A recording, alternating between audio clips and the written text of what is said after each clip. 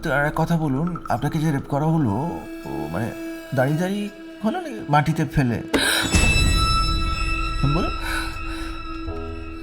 তো আপনি তখন ওই টয়লেটে একদম চিৎপাট হয়ে শুয়ে আছেন, মানে চার হাত পা ছড়ানো, আর একটা মানুষ বলবো না, পশু বলাই ভালো, সে আপনার ওপর বসে আপনার অন্তর্বাস ছিঁড়ে নিচ্ছে, নামিয়ে দিচ্ছে বা করছে আর কি, আপনার শরীরের নানান জায়গায় আদর অত্যাচার করছে। Objection your honour. বাইরে চলো। Do we need to listen to all this vivid details? এগুলো তো আমার ক্লায়েন্টের বয়ানে সব লেখা আছে, তাহলে কেন অ্যাডভোকেট ব্যানার্জি শুধু শুধু এই কোয়েশ্চেনগুলো করছেন? Objection sustained.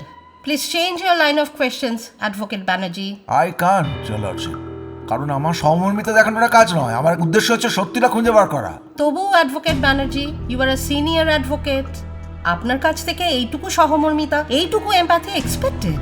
আরে অসীম, আমার শুধু একটাই প্রশ্ন, যেটা কোনো উইটনেস টেস্টিমনিতে নেই। হ্যাঁ বলুন না। সেদিনকে ওনাকে যখন অত্যাচার করা হচ্ছিল উনি চিত হয়ে শুয়েছিলেন। তো সেই অবস্থায় উনি কতক্ষণ ছিলেন সেটা কেউ সাইন্টিফিক্যালি বলতে পারে না, কিন্তু যতক্ষণ ছিলেন উনি ততক্ষণ ওই পারপিটরের মুখটাই দেখতে পারলেন না। আর যদি চিনতে নাই পারে তাহলে কিসের ভিত্তিতে উনি বা আমার লার্নের ফ্রেন্ড আমার ক্লায়েন্ট দিবাকর বাবুকে অ্যাকিউজ করছেন, দোষী সাব্যস্ত করছেন কিসের ভিত্তিতে?